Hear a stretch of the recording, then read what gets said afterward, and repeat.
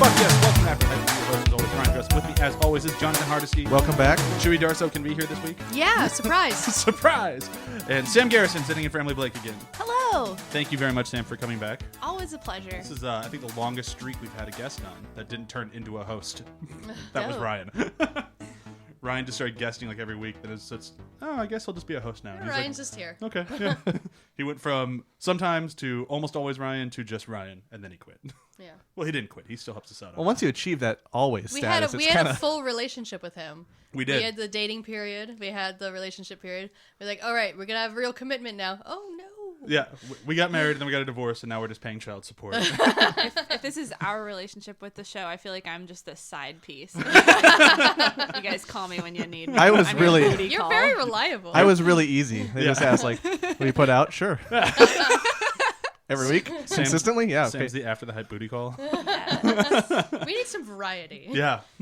And then special guest this week, Elliot Campos is here. Hi, Elliot. Hey. The reason I called Elliot this week, not just because I like having him on, was the first time we had Elliot on was Teen Wolf, I believe, right? Yes. Yeah, okay. I just want to make sure I had my story right. But when we had him on for it, he made a reference to this movie and said, which was one of my favorite movies of all time. So when I decided to do Back to the Future, I'm like, well, I have to call Elliot.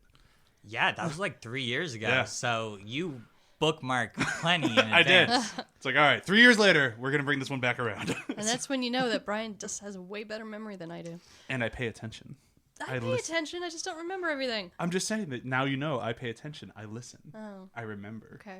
I do my job. Yeah. That I don't get. You paid. Like a Telltale game, he'll remember that. Can you start dropping more Brian, hints remembered to me for that. your birthday? Yeah, I can drop more hints. There's a DC animated box set. It just came out. It's about Something that's $230. not that much It money. looks awesome. I really, really want it. Everyone. Dong. Okay, so we'll do a quick where have you been doing. I can go first. I actually have two, and I know I'm very vehement against not doing that, but whatever. My first one is I saw Black Panther like everybody else, and I thought it was very good like everybody else. I don't know why people are surprised when I say that, but I've been telling people at work, and they're like, but you hate Marvel. I don't hate Marvel. Yeah, just people think that if you don't praise Marvel on a continual basis, then you hate Marvel. It's like, no, we have a very good relationship with Marvel. That also means that we will criticize it. Yeah, but I think like people who like I don't know anybody who hates this movie. I don't know how you could. It's just a good movie. Yeah. Your relationship with Marvel is like your relationship with me. I'm Marvel's booty call. I'd be kind of okay with that. Can we just become a whore then? Because I want to start charging. I know they have a lot of money. I mean, yeah, right now they're charging us a lot. Yeah. But no, I thought it was a solid movie. I really I understand why everybody loves it. I think it's really good. I had some problems with the humor. I didn't think the humor really landed for me, and not all of it. Just like the Marvel brand humor that they had to get into, like try to cut serious moments with a joke. They just kind of all fell flat for me. But otherwise, I thought it was. Oh, yeah. That. Yeah. Otherwise, I thought the movie was fantastic. Like I'll just kitty on this because that is also my where I've been doing. The thing that annoyed me was how the structure. Whenever they do the whole everything's great, I have all this power, everyone's perfect, and then suddenly something's bad and now I'm depowered and it takes me a little time to do it. Like I always think of Spider-Man 2. Yeah, Spider-Man 2, Iron Man, not Yeah, Iron Man, Iron Man 2, Thor. Yeah. Like, they all do. I mean, it's a standard in comic Black trope, but Panther, it whatever. lasted not as long. He got his powers back rather quickly. Yeah. But it still annoyed me. It didn't really bother me. It was fine. The other thing that I did, and now I'm working on part 2, is I replayed Mass Effect because I found it on sale for the entire trilogy for $5, and I'm like, all right, I'll buy that. On which system? PC. Oh, okay. Yep. So I can mod it and I can make it look like modern games, and that's a lot of fun. Except a lot of the mods have expired, and it's tough to find all of them. But the ones that I found have been a lot of fun, and it's still the greatest trilogy I have ever played, and it's awesome, and everyone should play it. Now, And it's only a trilogy, just so you know. yeah, well, there is a direct-to-DVD sequel that came out. Yeah. It's kind of like if the Asylum made a Mass Effect game. Yeah. It's called Mass Effect Andromeda. It's true because she has no emotions. She has no emotions, and she just wants to take her top off at all times. And it's like, what the fuck happened to my franchise? You fuckers. All right, that's it for me, though. John?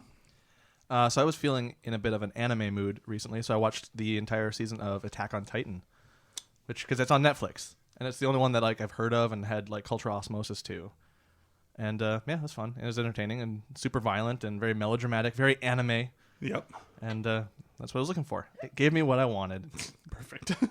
And it was good. Like I liked the designs of the Titans. They were so like grotesque and humanoid-ish and ugly and scary, and it was pretty cool. I've tried it a few times. A friend of the show, Deneen, tried to get me to watch it once, and I was like, it's just not really. It's not for everyone. It Yeah. it has a very weird editing style at first. They calm down later, but Yeah. where it's like some scenes they're just moving the picture along, and then they're talking and they're not animating the mouths, and it's like a stylistic choice that I didn't like that part. I've noticed that in anime in the past. Yeah, but this one like they almost didn't even bother. It's like, no, this scene isn't going to be animated. It's just going to be a slideshow. It's like, okay, a stylistic slideshow, fine, whatever. It's odd. Yeah, it's a very odd choice. They calm down much later in the season, and then they get so convoluted. Like, you're watching it for the anime Sure. convolution and all that. Cool. Sure. Oh, you did Black Panther. Well, I had more things to say. Oh, sure. The thing, of course, again, I really enjoyed Black Panther, and one thing that I keep telling people is that it's pretty much a 50-50 with the male and female cast, Which is nice. which I adored. Yeah. I adore that right now when that happens because, it's happening more. Slowly, it's happening more. And I'm like, yes, we're finally getting into a period that I'm really hoping doesn't end at some point and doesn't have a bubble. But that sequence on top of the car during the car chase with her in her red dress, I don't remember her character name at this exact moment, but I was just left speechless the whole time we were watching that. Car chase is my favorite part of that whole film.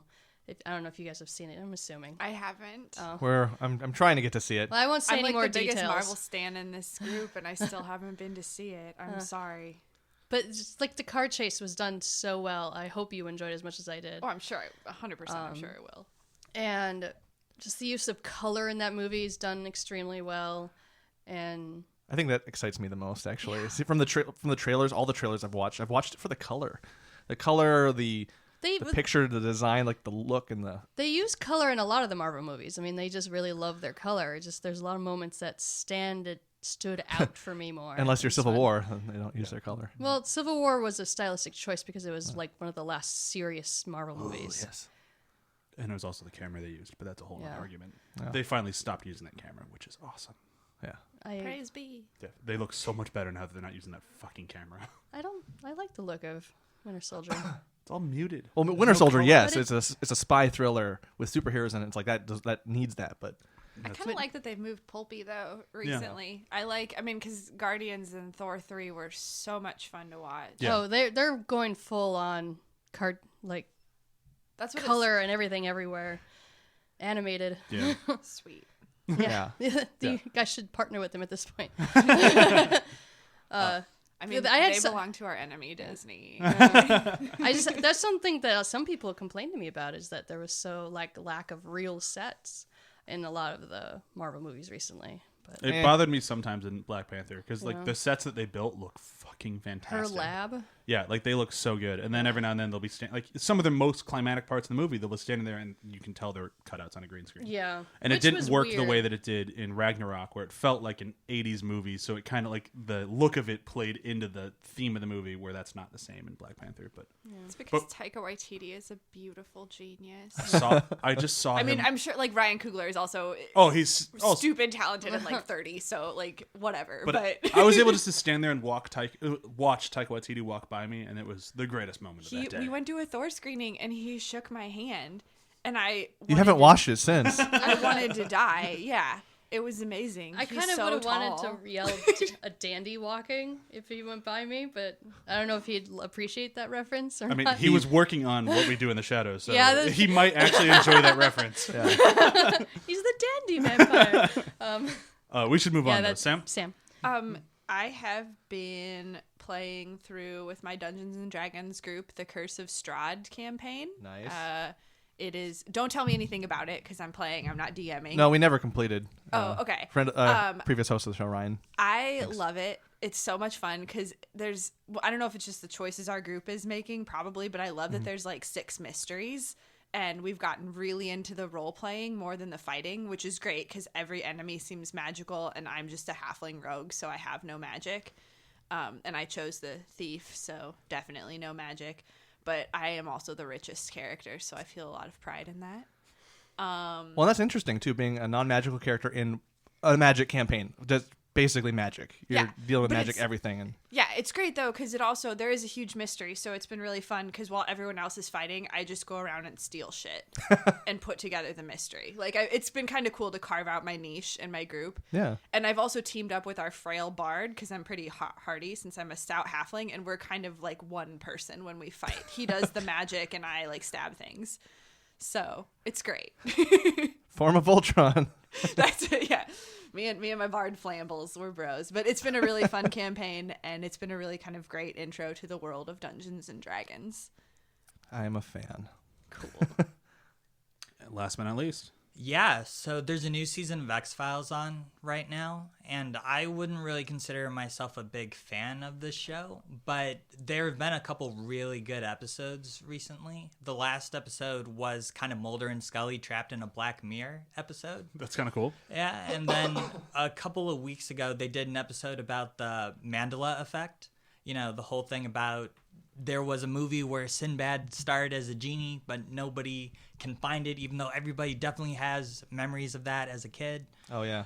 They explored that topic in an episode, even name dropping that Sinbad thing. That's So kind of funny. That every time the X-Files works for me, it really works. Most of the time it doesn't. But when it does, I really, really like it. And then I'm also watching Vikings, which is like Game of Thrones without the tits and dragons. So, you know, if you can... Isn't there a shit ton of nudity in Vikings? No, it's on the History Channel. Oh, I thought there was. Huh. I was just hoping there was a lot of dicks. No dicks. It's the History Channel. Nobody hangs dong. I'm not watching it. Yeah. See, there's a Viking barrier of dong is resistance to best it. dong. Missed opportunity. But, you know, if you give it a shot, it's lots of beefy men with beards fighting.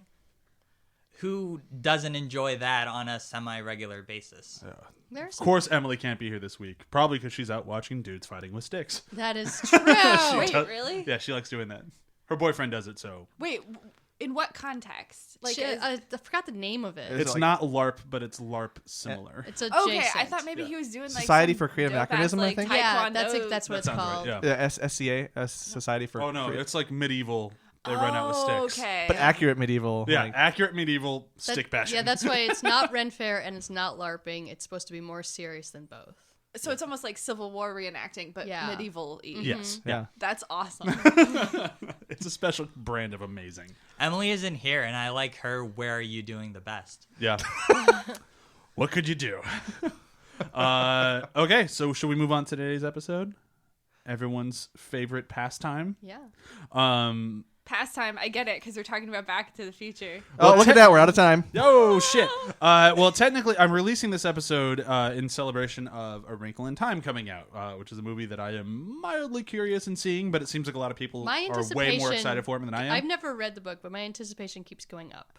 I have a very strong resistance to live action Disney movies. I don't remember the last one that came out that I was like, that was it was probably Pirates of the Caribbean, like 2001 was the last one that was like, that was a solid movie. Since then, their live action outings are always just kind of like too glitzy, glammy, and just not really anything of substance. But this one, This people one keep telling me is it looks not an better. adaptation of a previous made animated film. I'm very Yes. curious to see how So, this one does. It's different. Yeah, Maybe it's more like Tron. yeah. I like the cast. I like everything about it. I'm excited to see it. And so in celebration of that, we decided to do a different time travel movie. And I picked Back to the Future because I haven't watched it in God knows how long. And I thought it'd be a good one to talk about. So just a little bit of the number game on it. It cost a whopping $19 million back in the day and then made So cheap. $210 million. It's almost like they should have made some more of these. But we'll actually get into that at some point here. And then I was going to read the review, but our Where Have You Been Doing went a little long, so I'm going to skip it because it's also all in French, and I don't want to torture our audience by listening to a French review, even though people around the table said that I should do it. Meh. Le bummer. But before we get started on the actual movie, I think we need to do a breakdown. Elliot, are you ready to go for this? Yeah. Yeah, cool. All right, so here we go. Back to the Future in 30 seconds. Here we go. Kooky old scientist Emmett Brown is gunned down by terrorists. Luckily, due to a freak occurrence in the time-space continuum, he is visited by a short Canadian teenager in the past who warns him about his forthcoming demise. Armed with a bulletproof vest, Emmett is able to survive the shooting and walk away unharmed. He is happy to be alive and to celebrate, gets in his car, and flies away into the sky. I like how in your breakdown, he's the main character and Marty doesn't really matter. Yeah. Marty doesn't matter. The whole plot of him going back in time doesn't matter. Look, I'm sorry I couldn't fit in the incest, okay? Wincest, Elliot. Wincest. I'll call that a success. He just chose one side of the story. He just chose one of the stories to tell. Yeah. Okay, so as I like to do with these movies that have been out for like 30 plus years, I like to go around the table and find out when we first encountered the movie, if you remember. Some people you won't remember, that's fine. Just tell me like the earliest you can remember watching it. And I'll go first. I've mentioned many times in the show, whenever we do this, it was my friend Ricky who made me watch it. He and his brother Nick loved the movie, and whenever I go over to the house for a long period of time, it's the only thing they wanted to watch. But they were bigger fans of 2 than 1, so I've seen 2 more often, because my parents never bought the movies, so I never owned them until actually semi-recently. But I remember always enjoying it while never seeking it out, because I had to watch it so many times at my friend's house. So it was just like, if I want to watch it myself, I'll just go over to Ricky's house, but never turned it on my own. And then after I got moved away from where that was, I never went for it again. And I don't think I've watched it since I lived in Bettendorf, Iowa, watching it with my friend Ricky. I don't think I've ever turned it on since. So this was a joy to rewatch. It was awesome. John, what about you? Do you remember? Not exactly the first time, but I remember it was during one of our times as a family of having cable. Well, we had a little bit extra money and we could splurge on cable in the apartment that we lived in. And so it was like, I would watch the Star Wars movies whenever they'd have marathons of those, and then they would have like marathons of Back to the Future and all that. And so I would watch them, like, TNT or TBS would have like, each day it's one of the Back to the Futures, that sort of thing. So I remember watching it on cable, a little cut down, like the swearing kind of bleeped out and all that. But I remember it being very fun and being very wrapped into it. And I didn't really see it uncut and not on cable until like college. Oh, wow. You got the uncut DVD? Oh, yeah. The Zemeckis cut? With 100% more Wincest. I don't remember the first time I saw this at all. Yeah. It's definitely one of those franchises I knew growing up, but it didn't have any big life moment for me. Like, I know a lot of people who this is their Star Wars. Like how I reacted to Star Wars, they reacted to this movie, and they were super invested in it. They wanted to be Marty McFly. They wanted to be the Doctor. They wanted to dress up, have the the skateboard, do the puffy thing. Like, it's just, I know the fandom of this movie, and just, it kind of makes me feel a little sad that it doesn't touch to me that much as it does to everyone else. But yeah, even as a child, I don't remember being confused watching it and be like, that's his mom. Yeah, but his mom's hot. Yeah, but it's his mom. His mom Ew. is 80s Leah Thompson. She's super hot. So I always enjoyed watching these movies, and I enjoyed watching this one. I just don't have any particular memory attached to it. Fair enough. Yeah. Sam, what about you? I don't know when I first saw it. I feel like it's one of those movies that's just always existed for me. And I'm glad. I think, I do remember, because I was really young when I first saw the whole trilogy, I think I always enjoyed the third one the most because it was like Wild West and kind of the most kiddie. But now I definitely think I've never really taken to the second one. I don't like the future. But it's weird. I started liking the future one first the most because it's like, ooh, cool sci-fi tech and future tech and all that. And then going to the third one for a long time. And after this watch, one is my bag. Like, that's my jam. Yeah. I also that is like the the like third is one 'cause years Doc above gets the a other lady. one. Yeah. And I never wanted him to be alone. Elliot, what about you? I saw the movie when I was a little kid, but it didn't really make an impression. It was really when I was going into high school and I was at my friend's house and it was just on TV and we watched it and it really blew my hair back. I was so amazed by how clever the writing was, how funny it was, how it really gets your heart beating and everything. Oh, yeah. So shortly thereafter, I got the DVDs and just watched the movies all the time. I did a back-to-back to Back to the Future marathon with a friend. And it's like, holy shit, Marty goes through all of this in like 2 weeks. Really? That's how fast these are attached to each other? Each movie happens right after the other one. So it's like at the end of this one, he's going straight into 2. God. So he just does not get a break for a while there. I don't think he's going to be a well-adjusted adult. Like, hey, how No. old is he? Is he supposed to be 17 or 16? How old is he supposed to be? He's 17 because at the end of the movie, Doc says he's going 30 years in the future, and Marty says, "Oh, so I'll be 47." Okay. Oh yeah, that makes sense. And he can drive because when he goes in the past, he's like, look at my driver's license. Yeah, they'd look at his driver's license in the past and be like, that's not how they look. That's exactly. The doctor just says it's a clever fake or something like that. Like, It's Doc, not the Doctor. Get out of your Doctor Who fan zones, guys. Doc. It's Sorry. tough for me. I've referred to the doctor for so long now. I really want to know who Scott is, by the way. I don't know, but he sounds pretty great. Yeah. Great Scott! I just assume he's a George C. Scott fan. Yeah, that makes sense. Yeah. Because he is pretty great. Yeah. That guy's pretty great. Okay, so since I'm not the biggest fan of the room of this thing, Elliot, when you think of this movie, what's your favorite thing about it? Like, what brings you to Back to the Future? Well, going off of the conversation that we were talking about before we started recording, you were talking about how the setup just kind of takes forever. Yeah. And it's really during that back to the future marathon I was talking about. Yes. Because I was watching it with somebody who'd never seen the movies, I kind of had the opportunity to like kind of go back to adopt his mindset. Do you ever have that when you watch yeah. a movie? Yeah. So it's really like the movie is just, it's throwing all this information at you, and it's really kind of weird at first. But it's like as soon as you get to the past and that shot where all of a sudden he's sitting right next to his father, the time travel stuff is very fun. I love it. But I think for this movie in particular, it is that kind of question of if I knew my parents when they were my age, would I be friends with them? Like, would I like them? Would they like me? And this movie is a vehicle to just explore that conversation. Because for me, my parents have always been adults, you know, the smartest people in any room they go into. They know everything. They're gods. They're infallible. Their parents. That never broke for you? That's supposed to break around pre-adolescence. Well, it's breaking for me right now, CHEWIE. So, thanks. Well, I'm happy that I could bring along your maturity. You've what we done do. that in so many ways. That's really a service we provide. We break the shackles of parenthood. We ruined childhood. I remember mine vividly when I asked my dad, how do they make nail polish? And he couldn't tell me. I was like, wait, you don't know something? My God, my parents are flawed. That's what did it. It was a specific memory of all the weird things I don't remember in life. I remember that one. Oh God, our poor son's gonna have to deal with Speed Force and science for so many answers.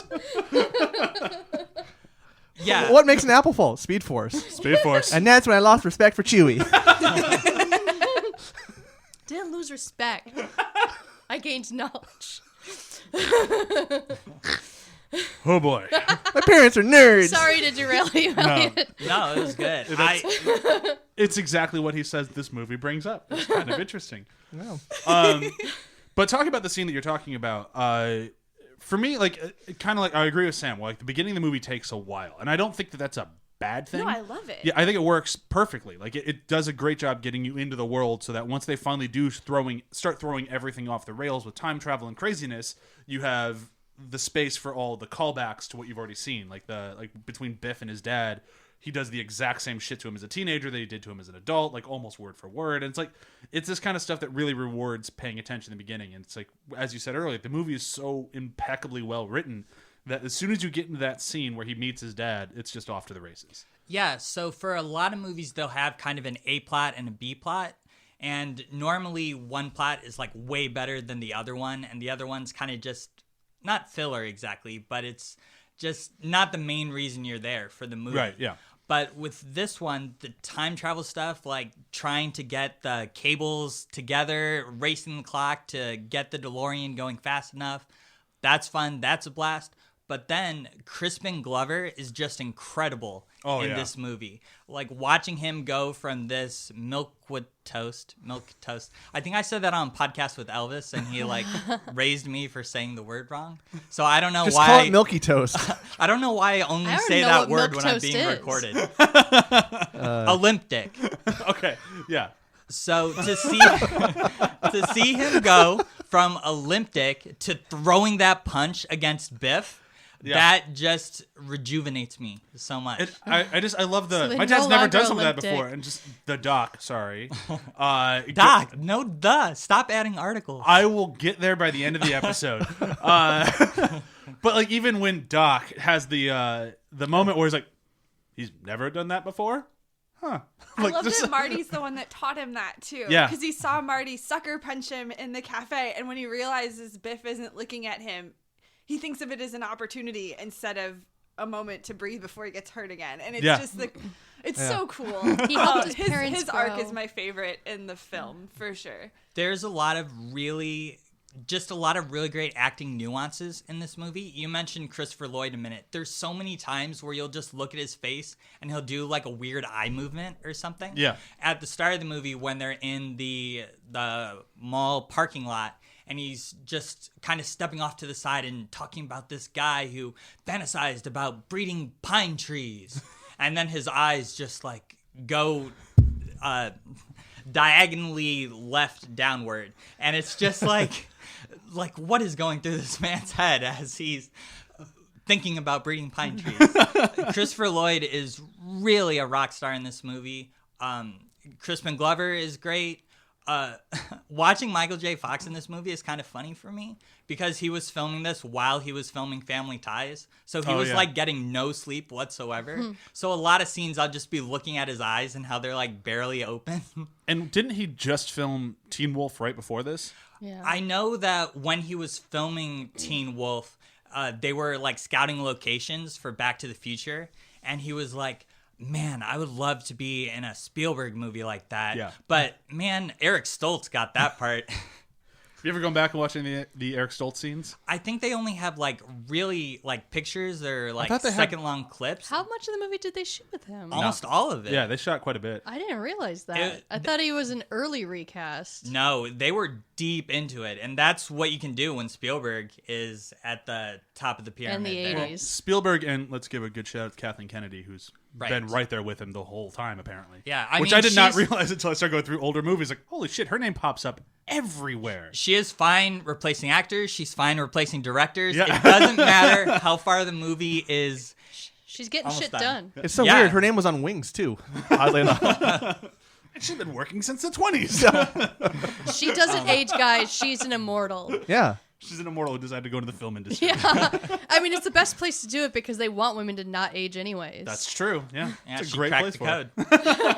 it. She was also smart enough to get out of LA and spend most of her time in San Francisco. Yeah, she's awesome. Only an immortal would come up with that. But kind of like what you're saying, like the whole reshoots. Like, since I don't really know like much about the history of this movie, all beyond just knowing that Eric Stoltz was the original. Was it always Christopher Lloyd? Was it Zemeckis and Spielberg always wanted Christopher Lloyd? It was. I mean, everybody was cast. It was the entire same cast except for Eric Stoltz, and apparently he was just a kind of a dick on set. Like he. I remember like he was actually punching Tom Wilson or something during his scenes, and Tom Wilson was just like kind of fuming about it inside that this guy is being really rough when it's kind of uncalled for. Yeah, Yeah. you're supposed And- to act. Yeah, and it was just it wasn't. I think they wanted Michael J. Fox first, but the Family Ties thing wouldn't give them access to him. Oh, okay. And then they went with Eric Stoltz, and it just didn't feel like they were getting the movie they wanted. So yeah, 11th Hour, it's just like, let's just reshoot everything now that we've worked out the contracts with Michael J. Fox. And that's actually something that caused a lot of distress to the other actors. I bet. Because when you know they're willing to like cut the head off the snake and redo it, like you're way more disposable than that. I wonder if it influenced any of their performances, because like Crispin Glover in this movie's phenomenal, as you've said. Like, and Leah Thompson is great. Her Tom Wilson, fantastic. Like, these people are all really good, but we're not seeing any other like they're really. I mean, exception for scenes where I'm sure he wasn't in there, they probably left those alone. But for the majority, we're watching a lot of reshot. Like, we've already done these scenes with somebody else, so it's kind of interesting that like they're still as on point as they are. I mean, granted, they're professionals, but still sometimes And the movie only costs $19 million. Yeah. They shot a movie twice for $19 million. Which a is sci-fi insane. movie twice Yeah. for $19 million. For an actor, that could be a golden ticket as well. A sci-fi movie period piece. Yeah. They shot it on the Universal backlot, right? For the majority. yeah. Like, there's a few locations. I work around that whole area all the time now. How similar is it? Still, they left a lot of it up, right? I mean, the whole structure is the same, essentially. I don't think the Panthers are up there anymore on the clock tower because I don't remember seeing them when I go to work. A lot of the exteriors of the buildings are now still left over from when they did the live version of Hairspray. So everything says that it's like Baltimore and stuff like that. But other than the signage and stuff, it looks exactly the same. Does the clock tower still have the broken cement from where it slipped under his feet? No. Wait, so does it look 1955 the same, or 1985 the same, or 2015 the same? It looks like it could be anything you want it to be. It's a backlot. All you do is change the signage. Fair. And I think they did Gremlins on it too, right? Yeah. I don't know. Whenever they I do think so. tours, they never mention it. They always just be like, "It's the clock tower from Back to the Future." That's the only thing they ever mention when they go by. I interned on the Universal lot for a while, and they had like in the elevators from the parking garage, like they definitely had like Marty on the walls. Yeah. And they played That's that music probably an area I everywhere never over go the They originally had Eric Stoltz on the wall, but What else have we not talked about in this thing? Like, there's so much to chew on in this movie. Like, shockingly a lot to chew on. Well, the one thing that his mom is a very interesting character. She is dripping, and I don't use that word lightly. No, it's like her immediate infatuation. As an adult, it actually bothers me even more. girls don't chase boys. No, it's just the fact that she would have chased any boy. Oh, yeah, Because, any boy that fell she- out of that tree, yeah. she was gonna Not fuck. any tree that her dad hit with the car. Oh yeah. It's the Because Florence Nightingale effect. that's what she said. You see it in She just- when military hospitals. Yeah. When she's describing how she fell in love with the dad at the breakfast table, she's like, I just felt so sorry for him. As if that's romantic. I was just like, that's such a weird reason to fall in love with someone. And then she does that with Marty, because he's the one that gets hit by the car. And she took his pants off and all this stuff and looked at his underwear, because she's just like, it's all over your underwear, Calvin. And it's just like, you're weird. Like, you're going through puberty hard right now. I love her performance, though, throughout the whole movie, how she goes from being with someone for her whole life, a relationship that started out of pity, and then when it becomes a relationship that started from, like, genuine admiration. From an actual, like, Yeah. moment. Yeah, from an actual moment, and one, too, that she helped engineer, because when she says, kiss me, she's still very forward, Yeah. and how in the future she's so much happier, and they're both so much happier, and there's actual chemistry. They played that so well. Yeah. Oh, yeah. 'Cause when Her she's telling maturity that- arc is very Yeah. good. Because her monologue at the beginning, even with all that creepy special effects makeup and stuff, is so sad. Yeah. It's like, you can Just tell. she fell in love for the wrong reasons. Yeah, and it affected both of them in such a big way, and I just love the implication of that. I also love the lies that, like, I'd be so curious to go back in time and see parents, because especially ones that are so, like, rule abiding and stuff. Like, what were you like when you were young? You're a thirst machine, lady. I think that's the credit to this movie, and with what you guys said about setting it up. There's enough. They take the time to set all this up and establish all these things they call back to, like the lies of the parents, which I think I like the parents' arc the most. The time travel stuff. Oh yeah. Watching it again, I was just like, whatever, DeLorean, who cares? But like, Whoa, that's a little harsh, but okay. That's heavy, Come man. on, bro. I like how they established that DeLorean is a crap car in this movie. Oh yeah. Because he cucks out on him like 3 or 4 times, right? Yeah. He's I like to "Ew, believe- not again. Brr, brr, brr." I like to believe, and I could be wrong because, like I said, I didn't really look in the history of this one, but like that came out of production of like, this car fucking sucks. yeah. But I just like that, to what you said, like just seeing the parents' lies or seeing the whole truth and not distorted from time and all that. And that speech was so sad in the beginning. Oh God, So sad. the beginning was so hard to watch in a good way. And especially because I haven't watched this movie since I was a kid. And when I was Yeah. a kid, and there's Leah Thompson, and it was just like funny feelings. I don't know why, but I really like her because I had her in this, Howard the Duck, and Dennis the Menace. And it's just like 3 movies that just circulated She's my a childhood. hot lady. Yeah, she's gorgeous. And like I was excited to watch this again. I'm like, oh yeah, 80s Leah Thompson. And then the first time you see her is in the fat suit and the old lady makeup, and I had forgotten about that. I was like, whoa, Leah Thompson. And I liked the design choices like all around the movie. Oh, way yeah. that and especially with costumes when Marty, like, he's only back in time, what, 3 days? It's a week. It's at a least. whole week? yeah. It's a whole Yeah, week? because Okay. At least a he's week, like- yeah. But his whole look changes.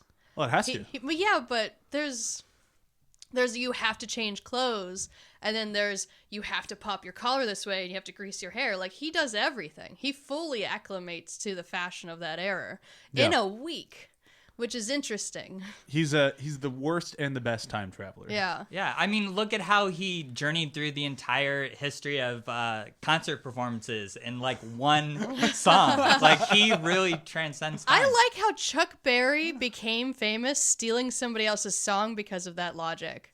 Even though he's playing Chuck Berry, the guy calls Chuck Berry to be like, listen to this tune. So then Chuck Berry's copying it down, essentially stealing the song, even though it is his. It's like a weird little thing there. It's your cousin, Marvin Berry. And I think that's why this one, as far as time travel movies go, stands the test of time the most, because it is so clever, and its ability to kind of switch between, like, here's the logic-y time travel stuff of like the sequel, the second one where they get to alternate 1985, versus like it's your cousin Marvin Berry. Like, they just kind of glaze through some of the weird logic loopholes you can kind of crash into. Here's the thing, though. So we're saying it stands the test of time, but if you're to show this to your daughter, would she still, like, none of the references are going to land, even remotely? Like, because they chose timely references, which for us was still our childhood, I guess- so it works. But I guess Pepsi stands the Fresh test- or whatever it's called. Pepsi Free? Pepsi Free. I'll give you a Pepsi, but you got to pay for it. like on the reference front, it might not work, but like as far as like a time travel movie, the movie knows enough to kind of keep itself from being tired to watch or like frustrating to watch. I mean, you're never given enough time to be like, well, that doesn't make any sense, or wait, what about this, and this? Like, you're just like, you go with it. The movie, There's a lot of timey-wimey moments that, if you think about it, don't make sense. But yeah. The You main forgive thing is all of the it. photograph. Like, that's just there to be a ticking clock, even Yeah. though it has no...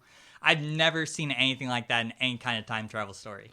It's just there to have something to look at, to show that time's running out. Yeah, I feel like the only other times I've seen it is in reference to this movie. Yeah. Yeah, like, and it kind of works, but it's a filmmaking thing just to try to make it seem a little bit more like anxious and just like there's a it's deadline. something you can attach yourself to. Yeah, it doesn't Oh, feel yeah. contrived. No, I it think works. It totally works. That's what's so amazing is, like, you could pick apart anything with time travel, but this movie is so inviting and the characters are so engaging that you never feel the need to. Yeah, Right. like if you want to pick it apart, you can, but like everything about it is done so well. It's why would you? Yeah, because there's so much wish fulfillment too, like seeing your parents as young people and Doc getting to kind of know his future self as a success, that spark Yeah. of hope he gets, and I don't know, it just I love it. I love how it takes its time too. It's not edited like a modern movie. They really, like, the beginning is slow, but even there's so many moments of tension between when Marty realizes how they're going to get back, like when Marty and Doc formulate how they're going to get him back to the future, and when they actually do, even to the last seconds where Doc is like plugging things in. And it's just a constant ramp up, but it takes its time, even when they're in the 1950s, to establish that sort of momentum, and it takes its time to get to know everybody in every aspect and to let you explore the world, but it never feels superfluous. It's such a well-made movie. Oh yeah, It lets you know that Marty's a dog person. That's Like, true. at the very beginning, I realized it. Because when he walks into the garage or whatnot of Yeah. Doc's and he's not there, he's like, where's Einstein? Like, before he even really cares about what Doc's doing. he likes dogs. He's worried about Einstein. And then later on, when they're doing the experiment, and he's like, you just evaporated Einstein. Like, he did not care that the car disappeared. He cared about the dog. Likes dogs. When that dog came back, he was like, I saw some shit. That's what's so neat about it, though, is I think for me, like, a good movie is one where every character I encounter, I can kind of envision what their life looks like when they're not part of the plot of the movie. And I feel like I really got to know some really cool people. You did. Yeah, but like it. I love Zemeckis. Like, I've said it many times. He's one of my favorite filmmakers. Even when he has misses, I will still see his next movie. And it's mostly because of everything you were just saying. Like, he does not fuck around with pacing. Like none of his movies, at least for the most part, feel rushed. Like, he knows how to tell a story and how to He take could his have time. stand to rush with Forrest Gump a wee bit. I disagree. We're not going down that hole. Not going down that road of excellence. There's a whole episode of Tom Hanks Giving. You can listen to that. But like, there's so many things in this movie that like everything feels well-rounded and three-dimensional. Like, even if the characters kind of aren't, like, even if there isn't anything there for you to really kind of like grab on, Zemeckis pulled out such performances from everybody that it still kind of feels like they are. Like, it's like a good trick. Biff is never anything but a bully, but He's beyond a bully. well, yeah. He's He's an abusive rapist. He's a full-blown villain. He's sadist and all the sorts of things. Like, how can anyone be around him? They make him so evil. Yeah. Oh yeah. But I think they have to, because otherwise, at the end, when he's like washing Marty's dad, when he's washing the car and stuff, you'd feel a little bad for him. But now it's just like, oh man, thank God someone neutralized that monster. Yeah. Ugh. Like, he represented everything about the 50s that we hated, essentially. Even he somehow ended up with a better fate because of what Marty did. Yeah, he would have been in jail for raping ladies. Yeah, than being a shitbag rapist. Now he's just kind of a mediocre. Now, Biff. Now he's a limp dick. Yeah. Don't you mean a milk toast? A milk toast. And do you think Would you like some milky with your toast? He's a milk toast limp he dick. ended up, in the future, he ended up with Breakfast of Donald champions. Trump hair? Do you think they referenced, because Donald Trump's had the same haircut pretty much his entire life, right? Well, the second one, they really go into Donald Trump comparisons with Biff. Yeah. They saw the future, man. Yeah. God, they gave us a warning and we still chose poorly. Same with The Simpsons. Honestly, there was a lot of warning signs. That's why when someone says they're a fan of Back to the Future, like, well, did you vote for Trump yet? Well, you're not a fan. You missed it. You didn't watch the movie. You didn't watch the movie. I feel like there's so much to talk about in this movie, and we still just kind of keep circulating on things. What haven't we hit that? We really haven't talked about Doc much beyond just kind of mentioning that he's in the movie, but he's created one of the most iconic film characters ever. That's still being referenced today in a very popular cartoon show. Like, no Doc Brown, no Rick and Morty. No. Like, it doesn't happen. And it's like, Rick and Morty is just the drunk, belligerent version of this. Rick is the competent version of Doc. Yeah. Because that's what I love is Doc is not... It's not that he's not smart because he invents time travel, but he's like kind of a failure as a scientist. Because when he invents it, he's not like, yeah, it worked. I invented something that works. Yeah. Like, it's like, that was gonna be my quote at Yeah. the end, so I was like trying to avoid going there. But you can still say it. It'll be okay. I invented it, something I made worked. Yeah. And it's just like, oh shit. I like how he comes from a very rich family. Clearly, yeah. Because that's one thing that I always enjoy. Like, the reason I like House on the Rock or any of those weird rich people going like the crazy Winchester stories. Mansion. Yeah, the Winchester Yeah. Mansion. Like, there's something about that money can drive you mad in a way. And for him, that's not even so much that the money drove him mad. It's the money gave him the opportunity to be mad. Because he never had to get a real job. He could just invent random crap all the friggin' time. And then he fell off the toilet at some point and had an epiphany. He also burned his house down, and I love the subtle Yeah. nod where Yeah. Marty saves it. I love the panning at the beginning where you see the newspaper clips and stuff. I'd never paid attention. Yeah. And then there's just that moment where Marty uses the fire extinguisher and puts out the old rags, and it's like, oh shit, in this future, Doc still has this giant house. Yeah. Yeah. Like, that's fun. Like, it's world building, Yeah. really. Which in a lot of movies like this, they wouldn't necessarily do. Yeah. They would create backstories for the characters, but not really show it in production design and stuff. No, because we live in an age of Easter eggs, not Yeah. world building. So there'd be a lot of like, oh, there's a sticker for Rick and Morty in there. Get it? And it's like there'd be a lot of those things, but not like layers of, oh, if you pay attention, this movie just gets better. You and get this better and person's better. life history. The Twin Yeah. Pines joke becoming Lone Pine. Yeah. That is my favorite joke. Yep, you got the shirt. It is my favorite joke in the entire trilogy because it's just patient. The gag, the reference is patient, and I'm like, I really appreciate that. But I wanted to bring up, is this movie for us in our generation this is how we see Christopher Lloyd? Is For this me, his? Christopher Lloyd has been the same age his entire life. Because this is what we compare it to. Because I've seen a lot of other movies later from him, but I'm always comparing it to this one because this is kind of that one where I was like, oh, him. This is who he is. Like it kind of imprinted on me. Yes and no. Yeah. I don't. He's to me when I watch Addams Family, he's Fester. Okay. There's no I mean, questioning Judge it. Doom, he's had a couple iconic He's the parts. lead angel from Angels in the That's House. where I was going to go. Yeah, It's like, he's to me he is such a great actor. I can definitely see him outside of Doc. I mean, like, I think it. still I think he can't. does. I'm more on Chewie's side. I think he does such a good job creating the character of Doc that it stands apart from him. Like, Yeah. Okay. I don't think it'd be the point where like somebody else could step into those shoes. I don't and mean they it as like a shouldn't. negative, but like more of a. No, this is it's- where like Doc is such an iconic character. What you said, but it's just like it's his performance, and now we can't see anything other than him as Doc first. Yeah, I mean, I guess I could. That doesn't. Kind It's of not see true that, for me. but like I still Okay. because when I think of Christopher Lloyd, the first place my head almost always goes is Taxi, Okay. because my dad had me watch that show religiously as a kid, and he has all of my favorite bits that aren't Andy Kaufman, and it's like Okay. between those two guys in that show, I can still watch that show today and laugh in every single episode, especially when Christopher Lloyd joins the cast. Like his episode where he has to go get his driver's test to renew it is one of the funniest things ever put on TV.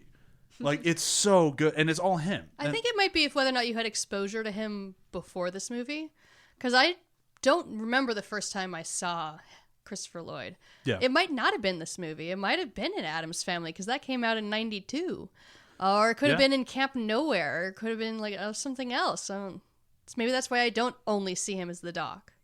Well, the thing is, I think I almost said the Doc again. I don't want to piss off Elliot. Thanks. The thing is, I Who? think Who? Doctor. who again? By the way, if they could do a crossover someday, because Christopher Lloyd doesn't age. He's the same. He looks the same now that he's always dead. No, he looks a lot older now. No, Yeah. but okay, He definitely. I just listened to him on a Nerdist podcast, and his mental facilities are slowing down. whatever. Yeah. Okay, you could still put some makeup on that, bring him down a little bit. Get him into a Doctor Who episode trying to be the Doc again with Oh, the man. Doctor would be such an amazing nerdgasm. Ernest kind of have such a boner. Because rewatching this now, there's moments I'm like, God, I really wonder how the Doctor would react to this situation. I mean, I kind of have that in all sci-fi I watch now. It really ruined the new Cloverfield movie. I'm like, I feel like the Doctor should be. It's true. All of a sudden you hear a Ooh, this movie's about to go crazy. Go He would nuts. have loved the arm. Like the Doctor would have been obsessed with the arm. Oh, in that yeah. movie. fantastic. I think we're all thinking different doctors, which is very That is interesting. pretty great, actually.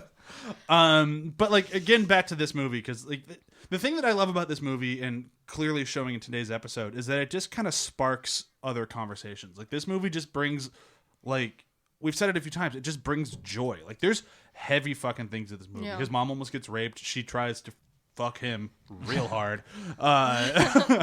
Like there's so many just like really kind of The joke about the uncle in the crib. yeah. Like my there's so many things in this movie that are just like whoa. But like, Yeah, this was when they were trying to sell the script, it was too clean for all the studios. There's like, oh, there's a little kid movie, but for Disney, it was too dark because of the mom trying to. yeah, and she real tries. Yeah. But like that's one of the reasons that I always say the 80s is the best decade for children's films. Yeah. Because they had the whimsy, they had the magic, they put the money behind it, but they also kept it kind of serious, a little bit of grounding and darkness in each one of these movies. Yeah, but like this movie's a kids movie and it has these horrible dark themes, but it's just relentlessly joy filled. But that's why it's great for kids. yeah, like Yeah. through and through. Like The skateboard scene with him going against Biff. Yeah. And like they're trying to ram him into the manure truck, and then he like jumps and climbs over their car and lands on his skateboard on the other so side. cool. I And like then watching that and knowing they're just going in a circle. yeah. That's just the back lot, the same area again. Yeah, that really shows how you can get a lot out of one. It's the true square. sense of Yeah. it's the true word of like adventure. It's an adventure film too. Oh, And yeah. We don't get many of those that are like you can say like this is adventurous, this is exciting. Yeah, and it just shows like when you get people like especially in the 80s like Spielberg and Zemeckis together and just go nuts. Like they just make fun, inviting movies, and that's what this thing is through and through. That's what I'm hoping Wrinkle in Time is. I hope so as well. I also love Marty and Doc's relationship it's so sincere. As much as they're two like really disparate, weird people that you wouldn't put together, Marty is so upset when like he tries so hard to save Doc. Oh yeah. More like not just getting Back to the Future. He's not a selfish person. I mean, as much as he's kind of a punk 17-year-old, he loves Doc and Doc loves him. Oh yeah. It's such an interesting mentor-mentee That's one friendship thing that we didn't get. We never got really an explanation for why they hung out. They had that in an earlier draft, I think, where they met at a garage sale or something. Like Marty went to Doc's garage sale and they like kind of struck up a friendship or something, but they just felt like it wasn't necessary to have that in there. And I like how the movie it's like, hey, these two guys are best friends. They're like soulmates in a way. Because Yeah. don't we all have weird, like unexpected friends like that? I mean, Yeah. that's what I love about it. Is it doesn't demand makes it not an creepy. explanation. Yeah, because they just love each other. Like sometimes you just find someone that maybe isn't like you, but you just know that they're your person. And Yeah, that adult friend that you don't tell your parents about. No, Like the albino in Bob's Burgers. Yeah. Well, I'm just thinking like, hey, like how would he explain to his parents? Like, yeah, I met up with him in an abandoned parking lot at 1:30 in the morning. It's perfectly normal. Where he had a car racing at me at full speed, And fueled on plutonium. Okay. handling nuclear By the way, material. this is 1985. They don't really have a great grasp of terrorists yet. That And was what the is one going on thing- with the Lebanese, not Lebanese, Libyans. Libyans. Yeah. When were Libyans ever like? How did they choose Libya? That was I the also one love thing that that stood neither out. of those men driving the van look like No. Libyans. Nope, not at all. They look like generic other person. But what were you saying? Well, I remember I was listening to Kumail Nanjiani on a podcast or something, and he was talking about how all his life really, he's been really sensitive to portrayals of quote unquote brown people in movies. Like, for example, the terrorists in True Lies. Yeah. How they're often just used as shorthands for just, gun crazy bad guys. And for him, one of the points he brought up was that in this movie, they mention like terrorists once or twice, but for the most part, they just call them Libyans. So it's a way for audiences to watch it to just inherently connect Libyans with terrorists instead of, just seeing terrorists. It's like, oh no, Libyans are terrorists. That's Why? interesting. So like a specificity instead of just saying brown people are terrorists. Yeah. And like one of the guys driving the van was white. Yeah. But the like, difference of saying there's a specificity to like these specific people wanted to build a bomb that probably had nothing to do with anything in the United States, and Doc just facilitated. Well, and, Yeah. and, Well, and I it's a think very smart thing. It worked because, yeah, like you said, it's the specific. It's that thing. Yeah, I think it's the equivalent of if like this movie was made today, which you could still do because Doc could still be incredulous about who's president. But they would just use terrorists like every other word. Well, it Yeah. would just be like if we're like the Muslims are coming to kill us, Like, that's a religion. yeah. Right, but I mean in terms of not defining them as terrorists, but defining them as a group of people who are not, that entire group of people are not terrorists. You know what I mean? Yeah, you're saying that like it's not just an entire race; it's just those people. Right. It just these are the bad guys, not that entire group of people are bad guys. It's kind of interesting. I want to jump back one quick conversation, and then we should probably start wrapping this thing up. But I thought it was interesting. We mentioned how Marty and Doc Brown became friends, and that was kind of interesting. And it never dawned on me till we just started talking about it. Do you think it has something to do with the fact that Crispin Glover is such a milquetoast limp dick that he searched for a father figure? And that's what he found in Doc Brown, was somebody He who's both a would friend be the exact opposite, where yeah, he this is a guy who tries everything, doesn't say no. He's willing to give anything. He wants to teach. He wants Marty to be smarter and better, and like embraces him and wants him to be a better human. Everything he doesn't get from his dad, because his dad's just kind of like, He I'm a also bully. encourages Marty's hobbies. Like, Yeah. he let him build a crazy science amp. Yeah, Marty talks about how he's scared of rejection, which is something that he's kind of inherited from his father. Yeah. And Doc Brown doesn't really seem to have that fear. He's willing to go out there and just, in not broad daylight, but like get out into the world and try his stuff over and over and over, even though it's not working. yeah. So I think it was kind of something just kind of clicked on me. I that's think one thing that in the sequels that always annoyed me, because they never call Marty a chicken in this movie. No, they So had to why figure was out that such a something. big thing in the other films? They needed an arc for him to carry across the two movies, and Zemeckis and Gale have talked about how they wish they could have, if they knew they were going to make sequels, because they didn't know that when they were writing the first movie. They definitely would have put Chicken in here, like during one of the Biff Marty confrontations. I'm fine that they didn't because I kind of hate that subplot. It's not great. It's not the best part. That joke kind of wears over the years. See, that part never really bothered me. But I haven't watched these since I was a kid. Now I really want to watch 2 and 3. That almost like ages the movies more than anything. That Chicken would be a humongous insult. Yeah. Like insult language, particularly among teenagers, has really advanced past Chicken. It advanced, and now it's digressed into just swears. Yeah. You fuckstick. How dare you call me a limp dick? Nobody calls me a limp dick. How dare you call me a limp dick, you cuck? Oh God. Snowflake. Yeah. My favorite insult lately has been chode. I like Because chode. it diffuses the situation. It really does. It's like insulting, but it's funny enough. It's insulting, but like not many people know shit. the words. They tilt their head Yeah. and then I am being a arguments lost. chode. I still like calling people ass hats. I don't know why. Ass hat's a good. good one. Yeah. Hypocritical turd. Yeah, That's a Turd good Blossom one. from Guardians of the Galaxy. Maybe anything involving the butt. Yeah. Butt stuff is always funny. All right, we've rounded the drain on this one. I think it's time to move to the quotes. Does anybody have a quote they want to go with first? I already I kind would of like ruined to go Sam, first. so Yes. Something I made worked. When Doc gets so excited that he learns that he invented time travel in the past. So we've talked about this. Hooray, the end. My quote is, I apologize for the crudity of this model. I didn't have time to build it to scale or to paint it.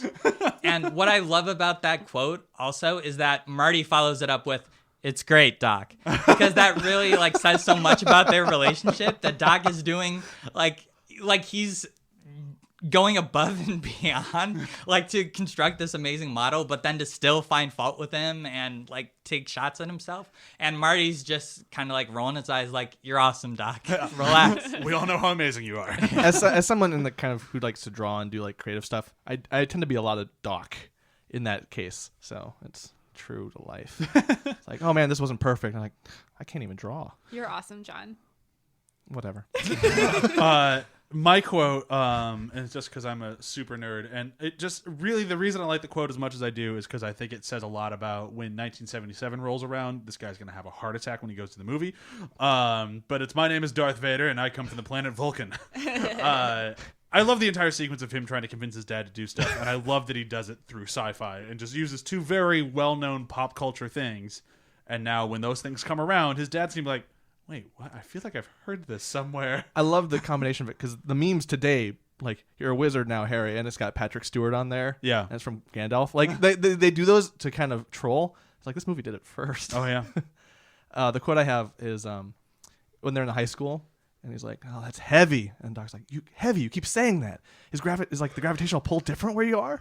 Must be. And I'm like, that line has always stuck out with me because I'm like, okay, yeah, heavy is a weird term. Like I'm not familiar with it. Not being around that, but like that's funny. I just love listening to Doc. I feel like I Yeah. could listen to him forever, just how his dialogue is so verbose and overwritten. Oh, like yeah. there's one bit where he's like, well, I'm sure in 1985 you can buy plutonium in any corner drugstore, but in 1955 it's a little harder to come by. Just how Christopher Lloyd is able to just spew out this alphabet soup. And it just... So naturally. Yeah, so naturally. He's just so incredible in this role. I love the look on his face. Ronald when he Reagan, the actor. I love the look on his face when his Who's his vice when he president? realizes that Marty isn't lying to him. Just when he opens the door, like, oh shit, you are from the future. All right, you got one? I'm still so annoyed. It's gonna Sorry, be okay. Chewie. Well, the only other one I can think of right now, because the internet's not really helping me, I like it when, after he plays the guitar, and it's pretty much the end of the movie, and his parents come over, and she's like, that's some real interesting music you played, Marty. I'm like, oh, that's his mom. That's what she probably says in 85, She too. had the same reaction to it. Don't do that anymore. The look on the guy's guitar when he takes it from is like, what'd You do to- assaulted my guitar. What'd you do to my poor guitar? Is that even legal in this state? Okay, so review system for today. I'm going to try to make it as easy as possible, but that never works out well for me. Movies that involve time travel. Ooh, I got one. Go for it. Bill and Ted, because it's awesome and timeless. Bill and Ted's Excellent Adventure. Sorry, I'll be specific. Yeah. I'll do mine. Yep. If you're still thinking. for Flight it. of the Navigator. Came out in the same decade. Definitely involving a boy coming of age and kind of going into time travel against his will, and then having some dark subjects. And honestly, I think I saw that movie before I saw this one, which might be one of the reasons why I didn't attach myself to it quite as much, because I loved Flight of the Navigator. And that movie made me feel things as a child that I didn't understand. They didn't feel good, but I didn't really understand what they were. As an adult now, I was like, it's all about fear. And there's a lot of fear in this movie too, actually, that you don't really talk about. Yeah? But, yeah. Now we both get to be upset. That was what I was trying to think the name of. I was like, of the Navigator. Fight of the... No? And then you just said it. Yeah. Well, we have it on DVD. I haven't rewatched it in forever. Probably because I'm kind of nervous that it won't have the same resonance. it holds up. It does? totally It's so holds up. wonderful. It's Okay. so fucking good. That was actually... I was between this and that, but I couldn't think of a guest, and I knew Elliot would come on for Back to the Future, so it's Back to the Future. Yeah, because I turned down half of the invitations you gave Well, me. sure, but still, like I wanted to pick one that I knew you enjoyed, so I had to Right pick on. this one. Shit. I'm sorry, honey. No, it's fine. Fuck. Army of Darkness. I don't really know how I'm gonna tie that He in. does want to get back to the future. He wants to get back to the future, and it's funny, and that's all I really have to tie those and there's a together. woman that really wants to bang him. Yeah, but that's just because he's Ash. That's not. And like Crispin Glover, Bruce Campbell was really hot when he was young. Yeah. God, between this and Friday now the it's, 13th like, Part weird 4, now. I just love Crispin Glover. God, he is so handsome. In Friday the 13th Part no, 4, no, I no, agree. No, in Back to the When Future. he's dancing. No, it's so funny that the whole time that Lorraine is like all up in Marty's business, it's like, dude, this handsome man is just standing next to you. Look at those cheekbones, woman. How do you I say still it? He can consider- get it? Is Yeah, that he it? can get it. I still think he's a good-looking guy. You He's are just- my He's just one of density. those guys that his head just kept getting bigger as he got older. Yeah. Now he's a bobblehead. He'd play a I very nod in good agreement. bobblehead. The bobblehead movie coming Yeah. from Sony next year. All right. So I've actually got one. Timecrimes. Okay. Good one. So that the kind of the cleverness of its time travel and the glee with its violence is about the same level of glee that you have with its just adventure movie and Back to the Future. Nice. That works. And I'll say 12 Monkeys. Okay. I loved that movie. 12 Monkeys, Back to the Future, and the Terminator. Those are the time travel movies I watched all the time when I was a teenager. And I really hold up Back to the Future and 12 Monkeys as kind of the two polar opposites of time travel, in that Back to the Future, time is in flux. Like, you can make changes and improve the future for better or worse, whereas with 12 Monkeys, everything is really like rigid and just stuck. And even though characters are trying to fight against what's happened, their fight only creates what happened. 12 Monkeys is a good movie. Very good. Who directed that? Terry Gilliam. That's right. It's like I knew him. He's from Minnesota. Cool. I just like to keep pointing that out to you about everything. Uh-huh. No, I get it. He enjoys his hot dishes. Hooray. That hurts. 'Cause hot dishes are very good. They Damn it. are. So are casseroles, like the rest of the fucking country calls them. Also, Terry Gilliam really In hates Goodnight Minnesota. Loon, the book I bought for our son, it says Goodnight Hot Dish. Yeah, it's a fucking Minnesota book. Wait, does it really? It does. I want that book. Whatever. So that brings We're gonna today's teach him episode to casserole. a close. But now I have to leave that in. This episode was created in Minnesota. No, it fucking wasn't. I never thought Minnesota would be a state that I disliked. But then I married someone from Minnesota. I mean, Minnesota you're forever. outnumbered- You're outnumbered by people from Illinois, though. Straight up, right now at this Technically, table. Well, and- Brian was born in Iowa. And technically, I'm from Iowa. North I Dakota, know. which is like Yoda I'm on not the back proud of of it Luke. either. Okay, so next week, originally I had Thor Ragnarok ready to go, and then I realized it was not available for rent yet, and I didn't want to make everybody buy it, so that's been pushed off to 2 weeks from now. Like I haven't. Funny you already. mentioned Yeah. that because every like day this past couple weeks I've been checking and I forgot that they delay that, and I was like, why Yeah. can't I rent this? Yeah, it's really annoying. So Because they brought up Infinity Wars, so they had to put something else back. Yep. So yeah. okay, I don't know. Uh, That's the Can only I still come explanation. on to talk about it? probably we already do have a guest lined up, but it'll probably still work out. And then we have next week we actually have Lady Bird, which is a movie I'm very excited to talk about. Oh yeah. I wrote an entire article about my experience right after Lady Bird, which you can see on After the Hype. It's a good article. Thank you very much. And that will lead us into plugs. I will plug that article, which you should go read because I really enjoyed writing it and have gotten the most It was feedback pretty from good. it. Yeah. Thanks. I enjoyed it. It was okay. It was good. Anybody else have anything to plug? Watch Superstore for Chewie. Watch Superstore. Watch Drunk There's a History. podcast you guys should be listening to called Ours. Oh yeah, ours. After the hype. I mean, they're already. If they're listening now, we probably already got them. Hopefully. Yeah. What the fuck have I been playing for the last hour? Well, now they can go back in time and fix that.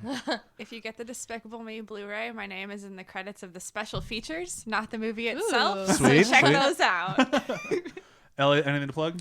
Just follow me on Twitter at Elliot S. Campos and listen to the podcasts I did that are linked there. Beyond School, which is a sci-fi audio play about a teenage girl who battles evil aliens, as well as the Archive for Superhero Sampler, in which myself and the great Samantha Garrison look at the best and worst of superhero television. Cool. Okay, so thank you everybody for coming on, and